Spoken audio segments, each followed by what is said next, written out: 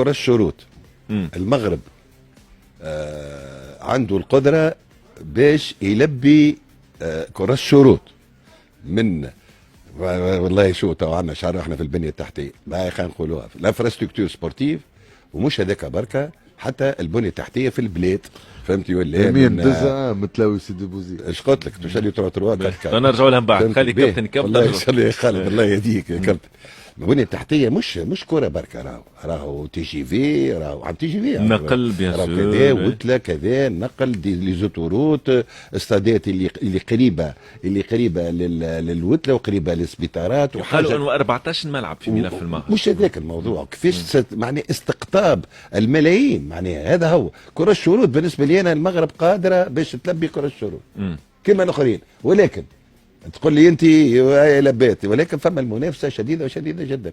انا نحي البرتغال واوكرانيا، هذه اوكرانيا واحده تفدليك اوكرانيا شو مدخل اوكرانيا وقتها بزاد الحرب امور سياسيه زادوها، امور سياسيه فهمتي عندها استادي ما عليناش نحيها. اما شكون اللي المنافس اللي فريمون العنيد هما الامريك اللاتين.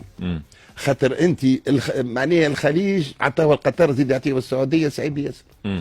دونك انا نمشي بين المغرب وبين شكون الارجنتين، الاوروغواي، باراغواي والشيلي. سورتو الارجنتين من 78 ما عملت حتى شيء، فهمتي ولا؟ البرازيل عملت تو 2014. وهذه كابتن بلدان نظمت قبل تو مثلا ملف الارجنتين والاوروغواي نظموا. لا الاوروغواي لي زاني 30 قبل لا لي زاني 30 قبل مثلا اسبانيا نظمت عام 82. اي صحيت.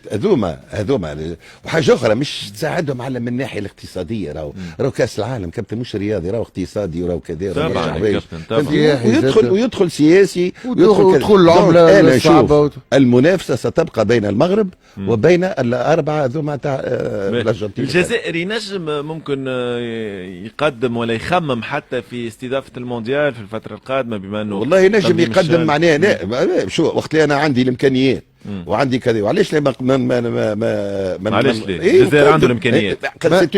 معناها سي اون افير دو بريستيز هذا ما يقدم معناه وشوفوا بعد ايش. لا كابتن انا نقول الجزائر تنجم تنظم الكان اوكي، اما ككوب دي موند ما بينها هي والمغرب، المغرب خير خاطر السياحه نتاع المغرب خير من الجزائر. انا ما شطرش الكلام نتاع الكابتن خاطر انا كيما عطاوها لقطر الناس كل العالم كل كيفاش شفنا الكوب دي موند تعديت بلوس كو بارفيت معناتها كوب دي موند من اعلى تيراس. انا بالنسبه لي انا اللي نحس فيه واللي نشوف فيه اللي عشت شويه في الخليج، نشوف اللي الكوب دي موند تاع 2030 ماشيه الاكثر هي للسعوديه. فيو تو جابوا كريستيانو ويحبوا باش يجيبوا بوكو دي ستار كيما عملت قطر. قطر وقت باش قبل ما تنظم كوب دي موند جبت برشا لاعبين معروفين، يعني جبت برشا لاعبين معروفين على غرار راؤول